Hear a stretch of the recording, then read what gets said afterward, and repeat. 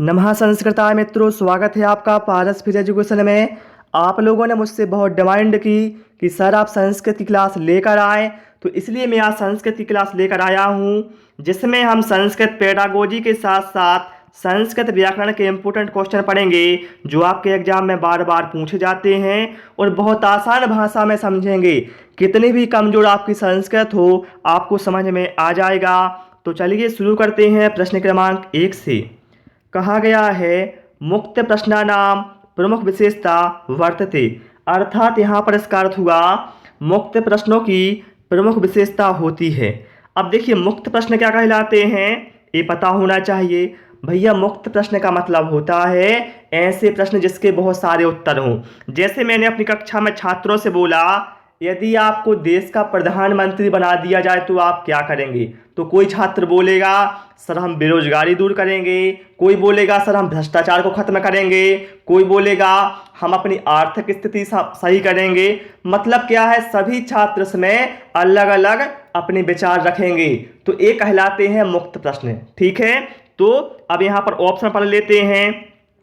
क्या है, तत्र मूल्यांकन कठिनम भवति। मुक्त प्रश्नों से क्या मूल्यांकन कठिन होता है? नहीं होता। तेषाम एकमेव उचितम उत्तरमस्ति। इससे क्या एक उचित उत्तर होता है? नहीं, मैं अभी बता चुका हूं आपको, इसमें बहुत सारे उत्तर होते हैं। अब ऑप्शन सी में क्या है, विभिन्न प्रकार व्याख्या नाम ताई अवसर दिए थे, अर्थात यहाँ पर इसका अर्थ हुआ विभिन्न प्रकार के व्याख्यानों पर उन्हें अवसर दिया जाता है। तो ये बिल्कुल सही आंसर हो जाएगा। मुक्त प्रश्नों की प्रमुख विशेषता होती है इसमें विभिन्न प्रकार के व्याख्यानों पर उन्हें अवसर दिया जाता है। मैं आपको एग्जाम्पल बता भी चुका हूं कि यदि आपको देश का प्रधानमंत्री बना दिया जाए तो आप क्या करोगे। ठीक है, इस तरह के प्रश्न रखे जाते हैं, ये कहलाते हैं मुक्त प्रश्न। ठीक है, चलिए प्रश्न क्रमांक 2 पर आते हैं। वयम भाषायाः उपयोगम कुर्मुः। यहाँ पर इसका अर्थ हुआ हम भाषा का उपयोग करते हैं।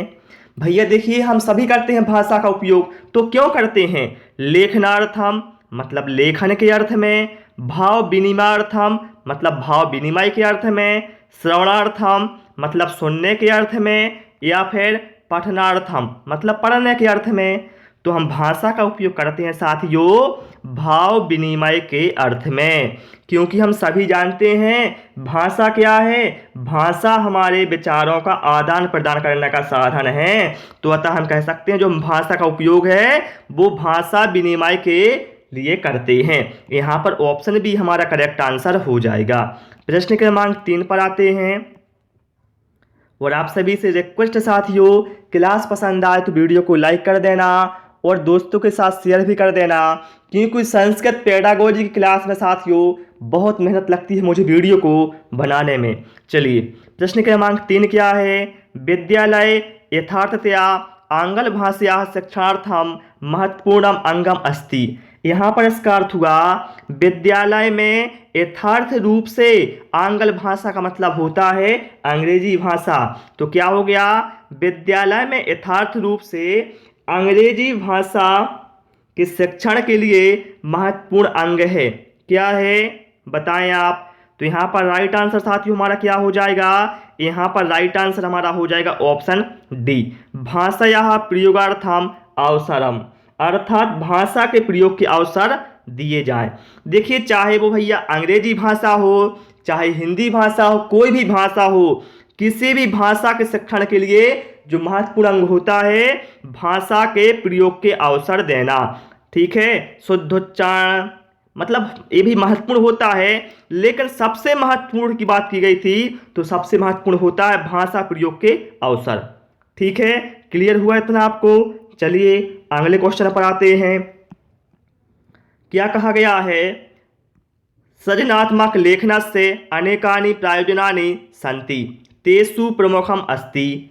यहाँ पर इसका जो अर्थ साथियों क्या हुआ, इसका जो साथियों अर्थ है वो हुआ कि सृजनात्मक लेखन के अनेक प्रयोजन हैं, उनमें से प्रमुख है भाव विनिमय, व्याकरण शुद्धता, वर्तनी शुद्धता, या फिर स्वाभिव्यक्ति। देखिए भाई सृजनात्मक लेखन में जो प्रमुख होता है वो होता है स्वयं की अभिव्यक्ति। अर्थात यहाँ पर राइट आंसर हमारा ऑप्शन डी के साथ चला जाएगा। ठीक है, चलिए इसके बाद आते हैं प्रश्न क्रमांक 5 पर। और देखिए संस्कृत भैया कठिन नहीं है, संस्कृत बहुत इजी है, आप लोग कोशिश करें। ठीक है, ऐसा नहीं है कि कोशिश न करें और आप पर ना बने। जो कोशिश करेगा उस पर जरूर बनेगा, ये मैं लिख के दे सकता हूँ। चलिए प्रश्न क्रमांक 5 देख लेते हैं।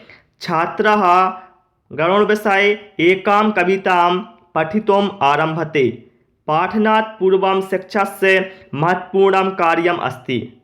क्या है? छात्र गौण विषय से मतलब होता है गंभीर विषय। छात्र एक गंभीर विषय पर एक कविता पढ़ना आरंभ करता है।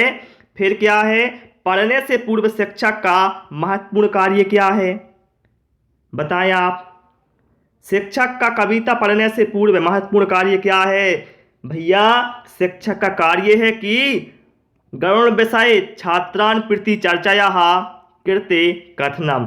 अर्थात जो गौण विषय है उस पर गौण विषय की कथा को छात्र के बीच भली भांति समझा दे।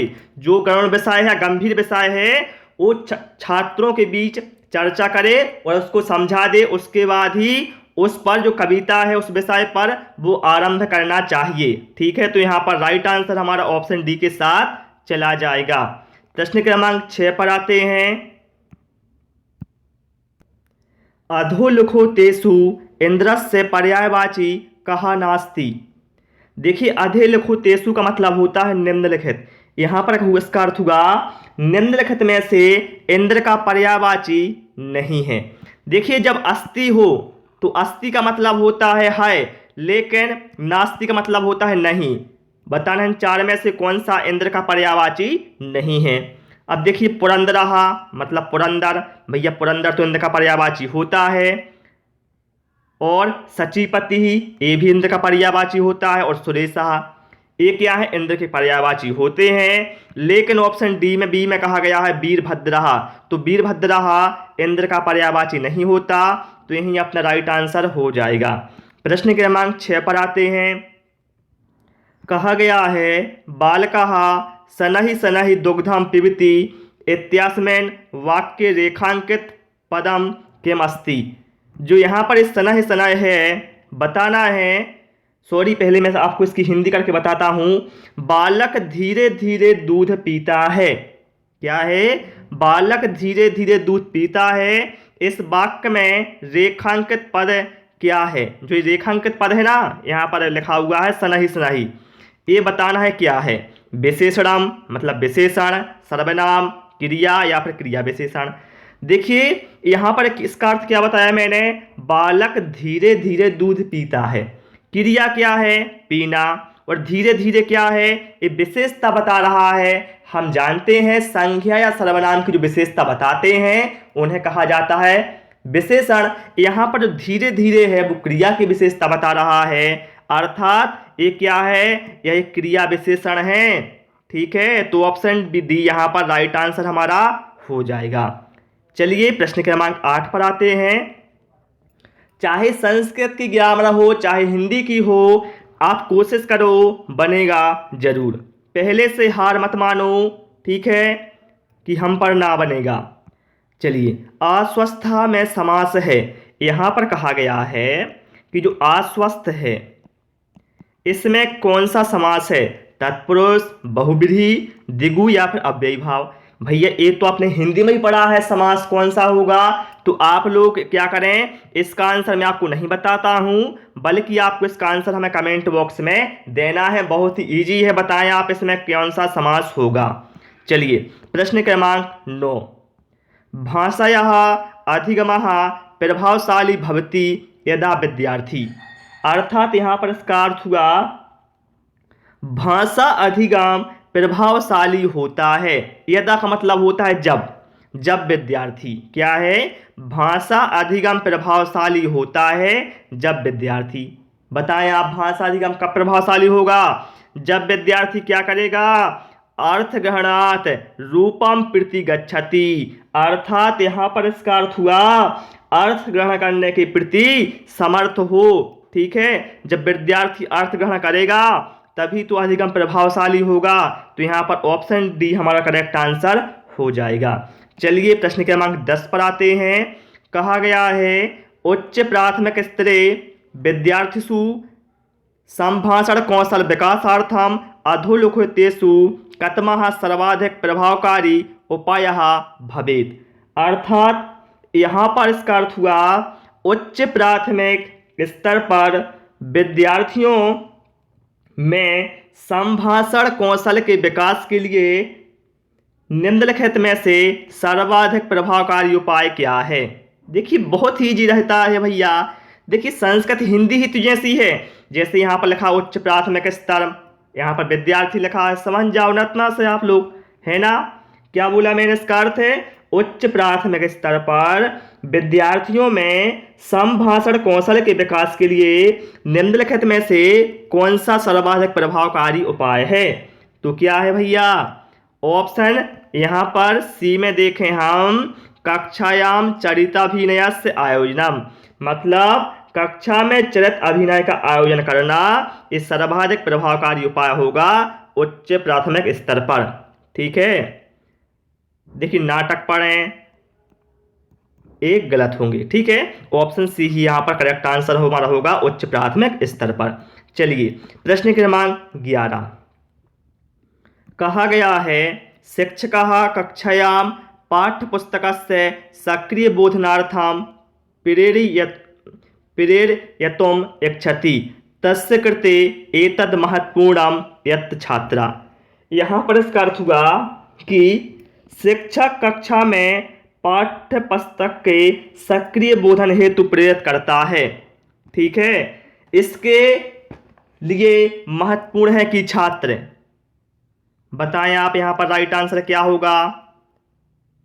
देखिए क्या है, शिक्षक कक्षा में पाठ्य पुस्तक के सक्रिय बोधन हेतु प्रेरित करता है, तो इसके लिए महत्वपूर्ण छात्र क्या करें, स्वयं प्रश्नानाम पृच्छन्तु, मतलब छात्र स्वयं प्रश्न पूछें।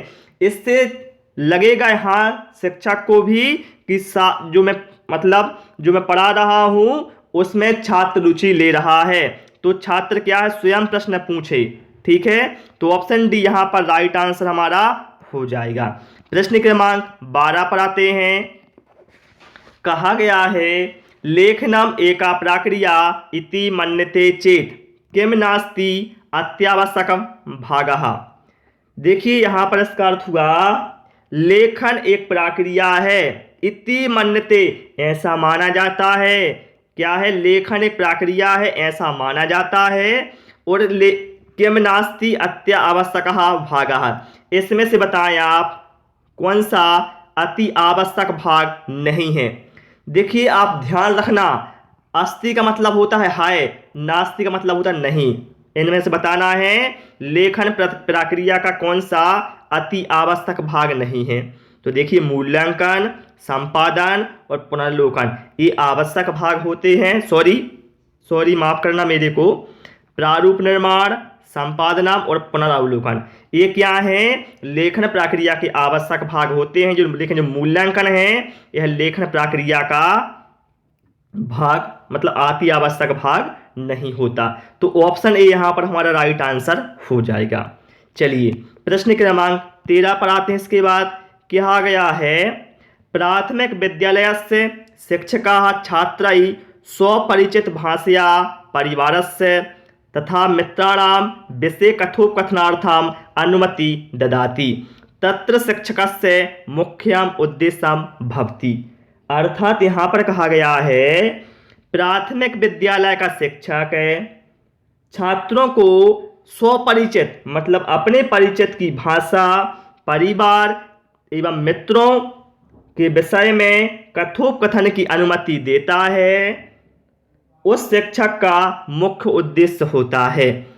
देखिए कोई शिक्षक है भैया प्राथमिक विद्यालय में छात्रों को क्या करता है, वह छात्र से बोलता है कि अपने परिचित की भाषा, परिवार की तथा मित्रों के विषय पर आप कथोपकथन कर सकते हैं, इसकी वो अनुमति देता है। तो शिक्षक का जो मुख्य उद्देश्य इसमें वो क्या है, बहुभाषिकताम साधन रूपेण प्रयोगः। अर्थात इसका अर्थ हुआ बहुभाषकता को साधन के रूप में प्रयोग करना। ठीक है, बहुभाषकता हम सभी जानते हैं एक संसाधन है। ठीक है, तो यहाँ पर राइट आंसर हमारा ऑप्शन बी के साथ चला जाएगा। प्रश्न क्रमांक 14 पर आते हैं। मम माता इति विषयम् अधिकृत्य एकं निबन्धं लेखितुं शिक्षिका छात्रान् प्रेरयति। एतस्मिन् प्रसंगे सा मुख्यतः छात्रेभ्यः किं निर्देशते। अब देखिए यहाँ पर क्या है, मम माता मतलब मेरी माता। मेरी माता इस विषय पर एक निबंध लिखो। क्या है, मेरी माता इस विषय पर एक निबंध लिखो। इस विषय पर जो शिक्षिका है छात्रों के लिए प्रेरित करती है। ठीक है, इस प्रसंग को वह है मुख्यतः छात्रों को क्या निर्देश देगी। क्या है, प्रश्न फिर से सुनना। यहाँ पर कहा गया है मेरी माता इस विषय पर एक निबंध लिखने के लिए जो शिक्षिका है वो छात्रों को प्रेरित करती है। ठीक है, इस प्रसंग में वह मुख्यतः छात्रों को क्या निर्देश देगी। बताएं आप लोग क्या निर्देश देगी। उदाहरण रूप में व्यवहार नहीं, ये कुछ नहीं होगा, बल्कि छात्रों से वो कहेगी स्वानुभव धारण लिखंतु, मतलब अपने अनुभव को लिखें। मेरी माता में जो आपका अनुभव है, जो आपकी स्व अभिव्यक्ति है उसको लिखें। क्योंकि हम सभी जानते हैं भैया, देखिए वो पहले की बात है कि हम लोग क्या करते थे, निबंध रटते थे, निबंध याद करते थे। लेकिन निबंध भैया रटने की बात नहीं है। निबंध में क्या है, अपने विचार लिखे जाते हैं, उसी का नाम निबंध होता है साथियों। तो शिक्षिका निर्देश देगी छात्रों को कि आप लोग अपने अनुभव को लिखें। ठीक है, मेरी माता के विषय पर। चलिए प्रश्न क्रमांक 15 पर आते हैं। और आप सभी से रिक्वेस्ट करता हूं, क्लास पसंद आ रही है तो वीडियो को लाइक कर दें, और यदि आपने अभी तक चैनल को सब्सक्राइब नहीं किया है तो चैनल को सब्सक्राइब भी कर सकते हैं। कहा गया है पाठ्य पुस्तकेषु प्रत्येकं पाठन्ते अध्ययन्ते प्रदान्तानां क्रियाकलापानां अभ्यास प्रश्नानां च मुख्यम उद्देश्यम एतत् न स्यात्। यहाँ पर इसका अर्थ क्या हुआ साथियों, पहले मैं आपको इसका अर्थ बता देता हूं, फिर आप लोग बहुत आसानी से इसको ऑप्शन को निकाल सकते हैं। यहाँ पर इसका अर्थ हुआ भाषा पाठ्य पुस्तकों में प्रत्येक पाठ के अंत में या प्रत्येक अध्याय के अंत में जो प्रदत्त क्रियाकलाप होते हैं और अभ्यास प्रश्न होते हैं, इनका मुख्य उद्देश्य क्या नहीं होता है। देखिए भैया, हम सभी जानते हैं चाहे हिंदी शिक्षण हो, चाहे कोई भी शिक्षण हो, मतलब चाहे गणित का शिक्षण हो, चाहे संस्कृत शिक्षण हो, किसी में भी कंठस्थीकरण की बात नहीं की जाती भैया। तो ये जो जिसमें कंठस्थीकरण है वो तो उद्देश्य कदापि नहीं हो जा सकता, क्योंकि हमें छात्रों को सिखाना है, रटवाना नहीं है। तो यहाँ पर क्या है, कंठस्थीकरण से सामर्थ्य वृद्धि, अर्थात यहाँ पर जो क्या कहा गया है कि जो अभ्यास प्रश्न होते हैं पाठ के अंत में और क्रियाकलाप होते हैं, इनका मुख्य उद्देश्य होता है कि जो छात्र हैं उनमें कंठस्थीकरण की सामर्थ्य बढ़े। तो भैया ऐसा नहीं होता है, बल्कि क्या होता है, जो उनके चिंतन परक हैं, मतलब विचार हैं, वो उनमें वृद्धि हो और संप्रेषण की सामर्थ्य वृद्धि हो, ये होता है। ठीक है, लेकिन याद करना जिसमें भी आपको दिख जाए भैया वो ऑप्शन तो आप कभी नहीं टिक करना। ठीक है, ये उद्देश्य नहीं है। तो ऑप्शन डी यहाँ पर करेक्ट आंसर हमारा हो जाएगा। चलिए साथियों प्रश्न क्रमांक 16 पर आते हैं।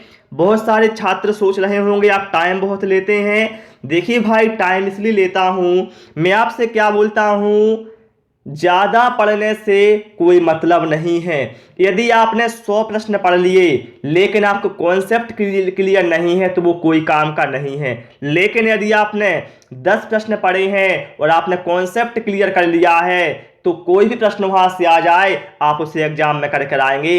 तो मैं आपसे बोलता हूं, भले ही आप कम पढ़ो लेकिन आपका कॉन्सेप्ट क्लियर होना चाहिए। चलिए प्रश्न क्रमांक 16 को देखते हैं। पठन कौशलम नामः, पठन कौशलम नाम मतलब पठन कौशल नाम है। किसका भैया पठन कौशल नाम?